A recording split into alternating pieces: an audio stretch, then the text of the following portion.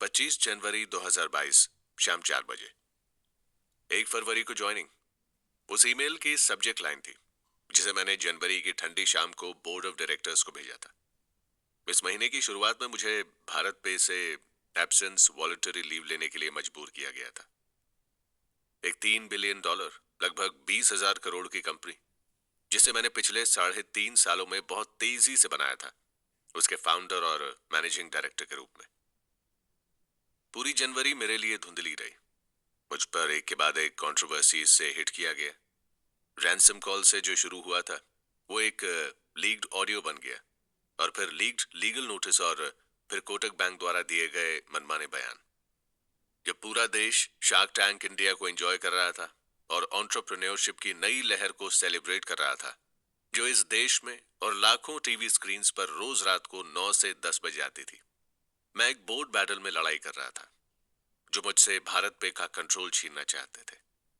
महीने के आखिरी हफ्ते में मैं अपने ही को फाउंडर, हायर मैनेजमेंट और भारत पे के इन्वेस्टर्स के धोखे और पॉलिटिक्स को संभालने में लगा हुआ था। एक बार जब मैं इस वॉलंटरी लीव पर गया, तब मुझे पता चला कि भारत पे के मालवीय नगर वाले ऑफिस के लॉक बदल दिए गए थे, सीसीटीवी बंद कर दिए गए थे, मेरे ऑफिस और डेस्कटॉप को तोड़ दिया गया था, और वहां पर बाउंसर तैनात कर दिए गए थे। न केवल ये चीजें अजीब थीं, बल्कि गलत भी थी। और जब मैंने इस हरकत का एक्सप्लेनेशन मांगा, तब बोर्ड ने मुझे कोई जवाब नहीं दिया। ये साफ था कि मुझे बहुत सारी चीजों से डील करना था। लेकिन उस समय मुझे एक चीज की शांति जरूर मिली थी। कोटक बैंक वाला मुद्दा आगे नहीं बढ़ा, और प्रेस का उसमें से इंटरेस्ट खत्म हो गया। अब मेरा फिर से ऑफिस जाने का और बिजनेस के अगले ग्रोथ फेज पर फोकस करने का समय आ गया था। इसीलिए मैंने ऑफिस फिर से ज्वाइन करने की इन्फॉर्मेशन भेजी। 25 जनवरी 2022 शाम के 4:52। मैं घर पर अपनी डेस्क पर बैठा था, और जनवरी के सूरज की किरणें मेरे कंधों पर पड़ रही थी। उस वक्त मैं काफी सारी प्रॉब्लम्स के बारे में सोच रहा था जिन्हें मुझे सॉल्व करना था। खास करके हमें नए बैंकिंग लाइसेंस को यूनिटी एसएफबी पर ऑपरेशनलाइज करना था। ये पहला लाइसेंस था जो रिजर्व बैंक ऑफ इंडिया ने किसी इंडियन फिनटेक कंपनी को दिया था, और हमें परेशान पंजाब और महाराष्ट्र कोऑपरेटिव बैंक पीएमसी का टेक ओवर भी कंप्लीट करना था। ये वीएसएस यानी सचिन बंसल नहीं था, बल्कि अशनीर ग्रोवर था, जिसने पहली बार किसी फिनटेक को मिलने वाला बैंक लाइसेंस जीता था। ये कोई छोटा मोटा अचीवमेंट नहीं था। मुझे यकीन था कि ये कंपनी को और भी ऊंचाइयों पर ले जाएगा। लेकिन ये बहुत बड़ी रिस्पॉन्सिबिलिटी भी थी, क्योंकि हमें पहले 1 लाख डिपॉजिटर्स को उनके कैपिटल का एक्सेस देना था, जो उनके पीएमसी बैंक अकाउंट में 2 साल से फंसा हुआ था। मेरा थॉट प्रोसेस मेरे इनबॉक्स में एक ईमेल आने के नोटिफिकेशन के साथ ही टूट गया। उनकी सब्जेक्ट लाइन थी 11th बोर्ड मीटिंग के लिए शॉर्ट नोटिस। सरप्राइज की बात यह है कि मैंने फिर से ऑफिस कंटिन्यू करने का प्लान किया। ये कंपनी को इन्फॉर्म करने के 1 घंटे के अंदर ही मुझे भारत पे के कंपनी सेक्रेटरी से मेल आया था, जिसमें मुझे इन्फॉर्म किया गया था कि शॉर्ट नोटिस पर एक बोर्ड मीटिंग रखी गई है, जो अगले 3 घंटे में ही थी। हम रात की 8 बजे जूम पर मिलने वाले थे। मुझे एक बहुत बड़ा शॉक लगा जब मैंने एजेंडा नाम की फाइल पर क्लिक किया। उसके आइटम नंबर 5 ने मुझे हैरान कर दिया। वो ये कह रहा था, रिव्यू कमेटी चाहती है कि वो इस बात को कंसिडर करे और एक्सेप्ट करे कि मिस्टर अशनीर ग्रोवर को मार्च 31 2022 तक छुट्टी पर रखना चाहिए। 25 जनवरी 2022 रात 8 बजे। मेरा नाम अशनीर ग्रोवर है। मैं जूम पर न्यू दिल्ली से मीटिंग अटेंड कर रहा हूं, और मेरे साथ इस रूम में कोई नहीं है। उस मीटिंग का जरूरी रूल कॉल ही एक ऐसा पार्ट था जिसे मैं प्रेडिक्ट कर सकता था। चेयरमैन रजनीश कुमार ने 10 मिनट लेट ज्वाइन किया, और उन्होंने सबसे पहले शार्दुल, अमरचंद, मंगलदास और अल्वारेज और मार्शल की टीम को वर्चुअल मीटिंग लीव करने के लिए कहा। उन्हें पहले इस बोर्ड मीटिंग में बुलाया ही क्यों गया, अगर उन्हें मीटिंग छोड़कर ही जानी थी तो? क्या चेयरमैन को इस मीटिंग की इनवाइट लिस्ट पहले से नहीं पता थी? मीटिंग शुरू होते ही कहा गया कि कंपनी के कॉर्पोरेट गवर्नेंस प्रैक्टिसेस के लिए 2 मेंबर की कमेटी बनाने के रेजोल्यूशन को पास किया गया। इस 22 जनवरी 2022 को बनाई गई कमेटी ने Shardul, Amarchand, Mangaldas and Co law firm की सर्विसेज 23 जनवरी को ली, और उन्होंने accounting firm Alvarez and Marsal की भी सर्विसेज ली हैं। और तो और एल्वारेज एंड मार्शल की सर्विसेज को पहली बार 25 जनवरी को बोर्ड के सामने लाया जा रहा था। मुझे और सदमा देने के लिए बताया गया कि एल्वारेज एंड मार्शल ने मेरे खिलाफ कुछ ढूंढ लिया है। और तो और उन चीजों के बेसिस पर जो मुझे भी नहीं पता थी, बोर्ड ने मुझे कंपलसरी एब्सेंस लीव दे दी और मुझसे एमडी की सारी पावर्स छीन ली। कुछ दिन बाद मुझे मीडिया रिपोर्ट से पता चला कि एल्वारेज एंड मार्शल की टेम्पररी रिपोर्ट 24 जनवरी 2022 डेट की थी। इस केस में मुझे ये विश्वास करना था कि उन्होंने अपॉइंटमेंट के एक ही दिन में रिपोर्ट इशू कर दी, और वो भी बोर्ड से ऑफिशियली मिलने से पहले। मेरे पूरे करियर में मैंने कभी किसी लॉयर या अपॉइंटमेंट फर्म को एक दिन में अपॉइंट होते हुए नहीं देखा, और यहाँ तो उन्होंने एक ही दिन में काम खत्म कर दिया। उन्होंने अपनी रिपोर्ट भी एक ही दिन में रिलीज कर दी। अचंभित हाल में मैं बहुत टूटा हुआ महसूस कर रहा था, क्योंकि मेरे खिलाफ एक साजिश रची गई थी। मैंने बोर्ड द्वारा आइटम नंबर 5 को लागू करके मुझे बाहर निकालने से पहले ही मेरे व्यूज की रखने की अपॉर्चुनिटी मांगी। मैंने रिव्यू कमेटी की जरूरत और उसके कॉम्पोजिशन को लेकर ऑब्जेक्शन उठाया और कहा कि वो शेयर होल्डर्स के एग्रीमेंट और कंपनी के आर्टिकल्स ऑफ एसोसिएशन को फॉलो नहीं करती है। और मैंने ये भी पॉइंट किया कि कॉर्पोरेट गवर्नेंस रिव्यू ने सिर्फ मुझे ही नहीं बल्कि पूरी कंपनी को कवर किया। तो फिर इस लॉजिक के हिसाब से सब लोगों को छुट्टी पर होना चाहिए था। मुझे अकेला क्यों बाहर किया गया? क्या मेरे खिलाफ कोई कंप्लेंट थी? और किसके कहने पर लॉ फर्म को अपॉइंट किया गया? मेरे सवालों का दूसरी साइड से सन्नाटे के साथ जवाब मिला। फिर मैंने चेयरमैन रजनीश कुमार को कहते हुए सुना कि तुम अब कॉल कट कर सकते हो, क्योंकि हमें प्रपोजल के लिए वोटिंग करनी है। ये साफ था कि मुझे बाद में पता चलेगा कि प्रपोजल को सबने साथ मिलकर पास कर दिया। इंटरेस्टिंग बात यह है कि जब बोर्ड मुझे गलत करने के लिए एक्यूज कर रहा था, तब मेरा उनके साथ कोई कम्युनिकेशन नहीं था, और रिव्यू असल में कॉर्पोरेट गवर्नेंस पॉलिसीज, प्रैक्टिस और कंपनी कोड का होना चाहिए था। 26 जनवरी 2022 एक और ईमेल। 25 जनवरी की मीटिंग का आउटकम। इस बार मुझे 31 मार्च 2022 तक कंपलसरी लीव पर जाने के लिए कहा गया और ऑफिस न आने के लिए कहा गया। जब तक गवर्नेंस रिपोर्ट ना आ जाए, मुझे press, employ, business partner, customer, vendors और किसी भी और कंपनी के एसोसिएटेड इंसान से बात करने के लिए मना किया गया, और यहां तक कि मुझे अपना लैपटॉप वापस देने के लिए भी कहा गया।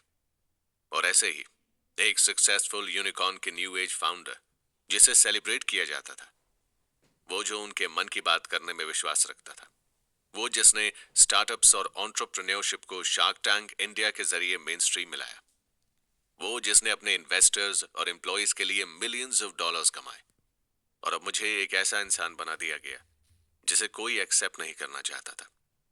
मुझे उस कंपनी को बिल्ड करने में 42 मेहनत भरे महीने लगे, और उन्हें मुझे बाहर निकालने में सिर्फ कुछ घंटे लगे, और वो भी एक प्री प्लान्ड मूव के साथ। प्रेस, या यूं कहें कि इंडिया में चल रहे बिजनेस न्यूज आउटलेट्स के लिए एक और बार फील्ड डे हो रहा था, और वो रिवॉर्ड्स के लिए न्यूज पब्लिश कर रहे थे। भारत पे फ्रॉड के कंसर्न्स की वजह से फाउंडर अशनीर ग्रोवर को फायर कर सकती थी। ये 30 जनवरी को एक बड़े बिजनेस डेली ने कोट करते हुए अनडिस्क्लोज लोग डेवलपमेंट से फेमिलियर हैं रिपोर्ट किया। अगर ये शार्क टैंक इंडिया का कोई एपिसोड होता तो मैं जरूर कहता ये सब दोगलापन है। ये लाइन इंडिया के हर एक यंग और एम्पैथेटिक इंसान की इमेजिनेशन को कैप्चर कर चुकी थी। अब शायद मुझे कहना चाहिए, पिक्चर अभी बाकी है मेरे दोस्त। लड़का तो रिफ्यूजी है। मुझे अपने कानों पर विश्वास नहीं हो रहा था। आखिरकार मैं दिल्ली में जन्मे माता पिता का दिल्ली में जन्मा लड़का था। मेरे रियल लाइफ में पहली बार मुझे एक रिफ्यूजी के तौर पर रेफर किया जा रहा था, और वो भी मेरे होने वाले ससुराल वालों के द्वारा। ये 2003 की बात है। वो भी मेरे दादा दादी के पाकिस्तान के मुल्तान डिस्ट्रिक्ट से पार्टीशन के बाद आने के पूरे 56 साल बाद। ये कोई अनुमान लगाने के लिए स्टेटमेंट नहीं थी, बल्कि एक पंजाबी सर्विस क्लास के लड़के को औकात याद दिलाने के लिए कही थी, जिसने एक बनिया फैमिली की बेटी का दिल जीत लिया था, जो बिजनेस परिवार से थी। ये अलग बात है कि मैं यही रिफ्यूजी सबसे प्रीमियर एजुकेशन इंस्टीट्यूट में गया और एक बहुत शानदार जॉब ली। फिर आखिर में उस बनिया परिवार के दिल को और उनकी बेटी के हाथ को जीत लिया। असली रिफ्यूजी जिन पर यह सवाल था, मेरे दादा दादी को मालवीय नगर में एक रिफ्यूजी कॉलोनी में 200 गज का एक प्लॉट अलॉट किया गया था जब वो अपने भाई बहनों और बच्चों के साथ दिल्ली में आए थे। वो यही प्लॉट था जिस पर 100 गज के 6 फ्लोर बनाए गए। उनमें से हाउस नंबर 90/20, जिसे 90-20 के नाम से जाना जाता था, वो लंबे समय तक मेरा घर का एड्रेस बना रहा। एक बच्चे के रूप में मुझे अपनी दादी को मुल्तान में उनकी जिंदगी के बारे में कहानियां सुनाने के लिए परेशान करना याद है। मुझे उनकी आंखों में चमक देखना अच्छा लगता था। वो जब अपने पास्ट के बारे में, उनके खेतों के बारे में बहुत अच्छे से बताती थी। एक कहानी जो मुझे हमेशा सुनाती थी वो, कि अगर खेतों को पैरों से चल के पूरा कवर करना हो तो सुबह सुबह जल्दी निकलना होगा, और उसके बाद भी वो अगले दिन ही वापस आ पाएगा। और उस वक्त मैं उन्हें छेड़ता था कि हाँ हाँ, आप तो फसल बोते हुए जाते थे और काटते हुए आते थे। बड़े होते हुए वो कहानी हमेशा मेरे साथ एक रिमाइंडर की तरह बनी रही कि 200 गज के घर ने उनके खेतों को रिप्लेस कर दिया, लेकिन फिर भी उन्हें ज्यादा फर्क नहीं पड़ा। और तो और, उन्होंने कभी भी पार्टीशन के टाइम की बुरी यादों के बारे में कुछ नहीं कहा। बस वो अपने पास्ट को एक अच्छी मेमोरीज की तरह याद रखते थे। पांडवों की कहानी। मेरे दादा दादी की जिंदगी का कोई भी हिस्सा इस इंटरेस्टिंग कहानी के बिना पूरा नहीं होता। पीर बाबा ने मेरी दादी का चेहरा पढ़ा था और एक भविष्यवाणी की थी। उन्होंने कहा था, तुम्हारे यहाँ 5 पांडव पैदा होंगे। पहले बेटे के जन्म के साथ ही भविष्यवाणी सच होती दिखाई दे रही थी। इसीलिए मेरे अंकल का नाम युधिष्ठिर रखा गया। और फिर जैसे ही अगला बच्चा एक लड़की पैदा हुई, तो सबका पीर बाबा की भविष्यवाणी से विश्वास उठ गया। लेकिन उन सबको फिर से गलत प्रूव कर दिया गया जब मेरे दादा दादी के 5 बेटे हुए और 2 बेटियां। लेकिन किसी और बेटे का नाम पांडवों के नाम पर नहीं रखा गया। इसलिए हमारे घर में कोई महाभारत का स्टार कास्ट नहीं है। इन 5 बेटों में मेरे पिता चौथे नंबर पर थे और मेरे दादा दादी हमारे साथ रहते थे। पिताजी के बाकी 4 भाई और उनकी फैमिली अलग अलग फ्लोर पर रहती थी। उस समय मैं भी अपने दादा दादी से बहुत प्यार करता था। लेकिन मुझे मानना पड़ेगा कि मुझे कई बार ऐसा लगता था कि मेरे कजिन्स तो मजे में हैं। आखिरकार उन्हें हर फैमिली फंक्शन उनके घर पर नहीं रखना पड़ता, क्योंकि परिवार के सबसे बड़े मेरे दादा दादी हमारे साथ रहते थे। जहां हमारा घर एक मेले की तरह था, यहाँ पर बहुत सारे रिश्तेदार आते रहते थे, वहीं पर उनके घरों में थोड़ी प्राइवेसी थी। पीछे देखता हूं तो मुझे लगता है कि ये अच्छी सोच नहीं थी, क्योंकि मुझे अब एहसास होता है कि मुझे किस तरीके से उनका आशीर्वाद मिला। और तो और, हमारे परिवार में मैंने सबसे ज्यादा पढ़ाई की और फिर अपने करियर में भी सबसे ज्यादा अचीव किया। सिर्फ एक बार मेरे दादा दादी हमसे दूर दूसरे 200 गज के प्लॉट के यूनिट में गए थे। तब मैं हाई स्कूल में था और उन्हें लगता था कि मुझे और जगह की जरूरत पड़ेगी। लेकिन उनके जाने की वजह से एक परिवार होने के नाते हमें बहुत दुख हुआ, और इसीलिए मेरे पिता ने एक 200 स्क्वायर यार्ड का बिल्डर फ्लोर हमारे ठीक ऑपोजिट ही खरीदने का डिसाइड किया। जबकि 2002 में उस घर की कीमत 32 लाख थी। उस समय के लिए वो एक बहुत बड़ा अमाउंट था, लेकिन अपने दादा दादी के साथ एक ही घर में रहने का सुकून प्राइसलेस था। मेरे दादाजी श्री नंदलाल ग्रोवर कम्युनिटी में एक बहुत इज्जतदार इंसान थे, खास करके जब उन्होंने मालवीय नगर के आर्य समाज के साथ साथ में एक प्राइमरी स्कूल भी बनाई थी। हमारा एक लिबरल परिवार था, तो बड़े होते हुए मैंने दादा दादी या माता पिता को कोई रिलीजियस रिचुअल या आइडियल को वर्शिप करते हुए नहीं देखा।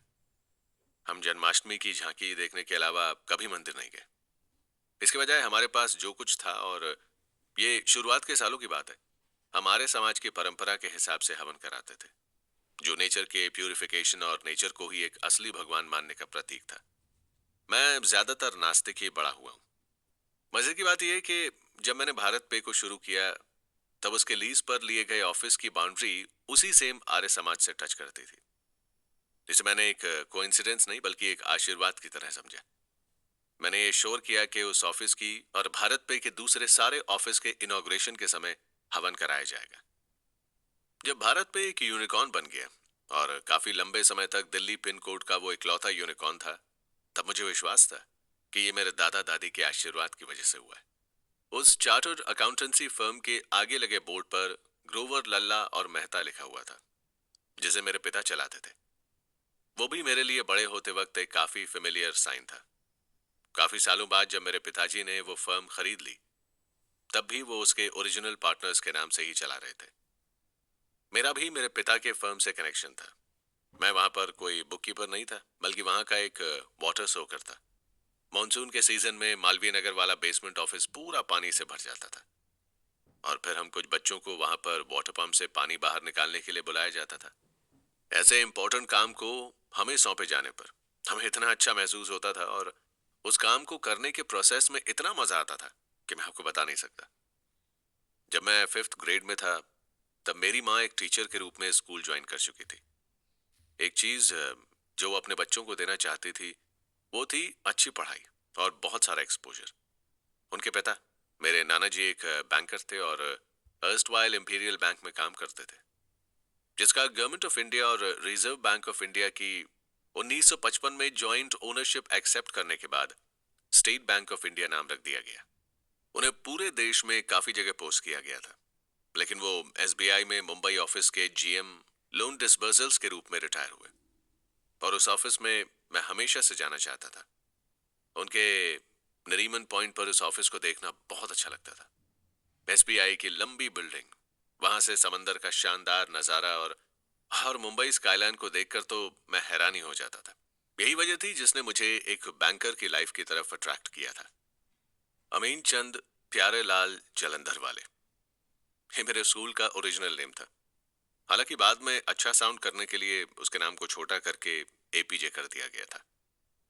हालांकि अब कई इंटरनेशनल स्कूल आने की वजह से उनकी वैल्यू थोड़ी कम हो गई, लेकिन उस समय वो एक बहुत अच्छा स्कूल हुआ करता था, और मेरे पास उस समय की कई सारी मेमोरीज हैं। वो स्कूल दिल्ली के शेख सराय इलाके में था। एक दिन मेरे दादाजी ने स्कूल के प्रिंसिपल मिस्टर चौधरी से जाकर बात की और मेरा स्कूल में एडमिशन कराया। रोज एक रिचुअल बन गया था कि दादाजी मुझे पास के खिड़की गांव से होते हुए स्कूल छोड़ने जाते थे, और रास्ते में आते वक्त हम खेतों से मूली लेते और स्कूल जाते वक्त उसे खाते। इंटरेस्टिंग ये है कि मेरी स्कूल में बच्चों ने अपने लेवल के हिसाब से 4 ग्रुप बना लिए थे। एक बॉन्ग ग्रुप था, जिसमें ज्यादातर सीआर पार्क में रहने वाले बंगाली लोग थे। फिर एक अमीर बच्चों का ग्रुप था, जो टोनी ग्रेटर कैलाश, या जिसे जीके कहा जाता है, वहां के रहने वाले थे। फिर शेख सराय सेल्फ फाइनेंसिंग स्कीम फ्लैट्स के कूल बच्चे, और फिर थोड़े बहुत मालवीय नगर के बच्चे, जैसे कि मैं। अगर कोई इंसान था जो इन सब ग्रुप को साथ ला रहा था, तो वह एक सरप्राइजिंगली बॉलीवुड एक्ट्रेस टिस्का चोपड़ा थी। टिस्का चोपड़ा हमारे उस समय के प्रिंसिपल मिस्टर अरोड़ा की बेटी थी, और उसकी अजय देवगन के साथ प्लेटफॉर्म मूवी हम जब स्कूल में थे तब रिलीज हो चुकी थी। कैंटीन में बैठकर सब उसी की बातें करते थे कि वो कितनी सुंदर है। स्कूल का हर लड़का चोरी छुपे यही इमेजिन करता था कि वो अजय देवगन की जगह और फिर मिस चोपड़ा के साथ सिल्वर स्क्रीन पर रोमांस करे। उसके साथ हमारा कनेक्शन चाहे कितना दूर का हो, लेकिन फिर भी हमारे सिंपल जिंदगी में ग्लैमर डाल देता था। हमारे स्कूल से काफी सारे टीवी पर्सनालिटीज ग्रेजुएट हुए। उनमें से कुछ के नाम हैं मनीष पॉल, रिद्धि डोगरा और निधि राजदान। काफी लंबे समय बाद अनएक्सपेक्टेडली मैं भी टीवी पर आई गया। मेरी जिंदगी का एक इम्पोर्टेंट पॉइंट तब था जब मैं स्कूल के दिनों में अपनी माँ, बहन और नानी जी के साथ मेरे मामा से मिलने के लिए कनाडा गया। ये उस समय से काफी पहले है, जब बाहर घूमने जाना फैशनेबल बन चुका था, और सब बाहर घूमकर सोशल मीडिया पर अपनी पिक्चर्स अपलोड कर रहे थे। ना केवल मैंने कनाडा में वक्त बिताया, बल्कि हमने घर वापस आने से पहले यूएसए और यूके में भी ट्रैवल किया। उस एक ट्रिप ने मेरे लिए पॉसिबिलिटीज की एक नई दुनिया खोल दी। मुझे समझ आ गया कि जो जिंदगी हम जी रहे हैं और जो जिंदगी हम जी सकते हैं, वो दोनों बहुत अलग हैं। मैं 5th ग्रेड तक एक एवरेज बच्चा था, लेकिन 6th ग्रेड से मैंने पढ़ाई को सीरियसली लेना शुरू किया। न केवल मैं समय पर अपना काम कर रहा था, बल्कि मैं बहुत ज्यादा कंपेटिटिव बन गया, और मुझे मार्क्स कटने से नफरत होने लगी। अगर कोई था जिसे इस वजह से नुकसान हो रहा था, तो वो थी मेरी बहन, मुझसे 4 साल जूनियर। आशिमा भी अपनी पढ़ाई में अच्छी थी, लेकिन मैंने उसके लिए पढ़ाई का बार काफी ऊंचा सेट कर दिया था। ओ, ये अशनीर की बहन है। जब भी मेरी माँ पीटीएम में मेरे टीचर से बहुत तारीफ सुनने के बाद मेरी बहन की क्लास में जाती, तब उन्हें यही रिस्पॉन्स मिलता था। इसीलिए मेरे ग्रेजुएट होने के 4 साल जो मेरी बहन ने स्कूल में बिताए, वो उसके लिए सबसे अच्छे थे। मेरे स्कूल के आखिरी 2 सालों में मैंने पहली बार गर्लफ्रेंड बनाई। भाई अब कूल डूड बन गया। ये रिएक्शन मुझे अपनी फ्रेंड्स की गैंग से मिलता था, जब मैंने भी कपल्स क्लब में एंट्री कर ली। लेकिन ये सब जल्दी खत्म हो गया जब एक दिन उस लड़की ने कहा कि मैं बहुत ज्यादा पोजेसिव हो रहा हूँ, और फिर वो चली गई। सिंगलडम में वापस एंट्री करने के बाद बहुत अच्छा हुआ कि मैंने डिसाइड किया कि अब अपने करियर को बिल्ड करने पर फोकस करने का टाइम आ गया है। जब मेरे पिताजी अपनी सीए की प्रैक्टिस कर रहे थे, तब मुझे ये क्लियर था कि मुझे वो करियर परस्यू नहीं करना है। मुझे जल्दी समझ आ गया था कि सीए या डॉक्टर या लॉयर, इन सब चीजों में ज्यादा स्केलेबिलिटी नहीं है, और वहां पर सक्सेस आप कितने घंटे काम में देते हैं उस पर बेस्ड है। और मैंने अपने पिता के साथ ट्रैवल किया था जब वो ओडिशा के एक एनटीपीसी प्लांट के ऑडिट्स करने के लिए गए थे, और तब मैंने डिस्कवर किया था कि असली मजा तो इंजीनियरिंग में, बुक कीपिंग में नहीं। ये चीज मेरे पिता ने मेरे साथ शेयर की थी क्योंकि वो मुझे कुछ अच्छा करते हुए देख रहे थे, ना कि किसी और की बुक्स को मैनेज करते हुए। मैं कोई भी करियर चूज करूं, एक चीज मेरे फैमिली बैकग्राउंड से क्लियर थी कि मुझे मेरे बलबूते पर लाइफ में बहुत ऊपर जाना है। और हमारी रिफ्यूजी कॉलोनी की एक इंटरेस्टिंग बात यह थी कि वो एक अच्छी लेवलर थी। हम सब ने जीरो से शुरू किया था, और शायद यूं कहूं कि 200 गज के प्लॉट में से वहां से हमने क्या हासिल किया वो हमारे ऊपर था। मैं कुछ बहुत बड़ा करना चाहता था, लेकिन मेरे सबकॉन्शियस पार्ट में कुछ अच्छा सा करना है, बस यही था। और वो भी उस चीज को भूलकर कि मेरे परिवार ने पार्टीशन के दौरान कितनी परेशानियां सही। आईआईटी दिल्ली में कदम रखते ही सबसे पहला सवाल मुझसे ये किया गया। मैं इंजीनियरिंग करने का मन बना चुका था, और अब फाइनली मैं एक एस्पायरिंग इंजीनियर के मैका में खड़ा था। पढ़ाई में बहुत मेहनत और जेईई में एक अच्छी रैंक के बाद मैं यहाँ इस सवाल के पूछे जाने के बाद बिल्कुल ब्लैंक खड़ा था। मुझे समझ नहीं आ रहा था कि मुझे कैसे पता होगा कि कितनी हवा है मेरी। और इस मैटर को और खराब करने के लिए मैं उन डरावने चेहरों को घूर रहा था। बड़ी दाढ़ी वाले उन सीनियर्स की आंखें मुझे देख रही थी, और उन्हें देखने के बाद तो आईआईटी ड्रीम के बारे में हर किसी को फिर से सोचना पड़ जाता। सीनियर्स का एक ही एजेंडा होता था, जो उनके साथ हुआ था वही फिर दूसरों के साथ करना, मतलब जूनियर्स की रैगिंग। लेकिन फिर उन्हें मुझ पर दया आ गई, और उन्होंने वापस से सवाल किया, तुम्हारी ऑल इंडिया रैंक क्या थी? एआईआर और हवा। फिर मुझे समझ आया। मुझे हमेशा से यही कहा गया कि एक बार जेईई क्लियर कर लो तो लाइफ सेट है। लेकिन यहाँ तो पहले ही दिन लोग मेरे आईआईटी के सपने को एक बुरा सपना बनाने में लगे हुए थे। इस ड्रीम डेस्टिनेशन तक पहुंचने के लिए मैंने बहुत मेहनत की थी, बहुत सैक्रिफाइस किए। मैंने फिजी क्लासेस ज्वाइन की थी, जहां से बहुत सारे आईआईटीएंस निकलते थे, और वहां पर मैंने पूरे 2 साल की मेहनत की। हर रोज स्कूल के बाद मैं अपना लंच खत्म करता, उससे पहले ही मुझे मेरी माँ कोचिंग जाने के लिए बुला देती, और वो ही मुझे रोज कोचिंग सेंटर छोड़ती थी। आते वक्त मैं रूट नंबर 503 की डीटीसी बस से मेरे घर मालवीय नगर में आता था। फिजी में मैंने जॉइंट एंट्रेंस एग्जामिनेशन क्रैक करने के लिए कई हैक सीखे, और उनमें से ही एक चीज जो मैंने सबसे पहले देखी थी वो थी अमरूद के पेड़ की टहनी। वो हमारे मैथ टीचर का फेवरेट टूल था, जिसे वो हमें वो इम्पोर्टेंट लेसन सिखाने के लिए यूज करते थे। वो हमें भुट्टे के खेत वाले बंदर बुलाते थे। पहले के लोग कहते थे कि बंदर गांव में भुट्टे के पेड़ पर हमला कर देते थे। पहली बार जब बंदर एक मक्की का दाना निकालता तो वो अपने आर्मपिट्स के अंदर रखता, और फिर वो दूसरा दाना निकालकर वापस वही करता, और उस प्रोसेस में पहले वाला नीचे गिर जाता। पूरे खेत पर अटैक करने के बाद भुट्टो का खेत तो पूरा खराब हो जाता, लेकिन बंदर फिर भी एक दाने के साथ ही जाता। और यही चीज हमारे मैथ टीचर को लगती थी कि हम इसी तरीके से पढ़ते। नई चीजों को याद करते वक्त पुराने पढ़े हुए लेसन्स को हर बार भूल जाते हैं, और इसीलिए हम भुट्टे के खेतों वाले बंदर बन गए। ये कोई मंकी बिजनेस नहीं था, लेकिन मैंने फिजी के सेकंड बैच में जाना मैनेज कर लिया। हर जंप आपको ये बताती है कि आपकी जॉइंट एंट्रेंस एग्जामिनेशन में अच्छी रैंक आने की प्रोबेबिलिटी बढ़ गई है।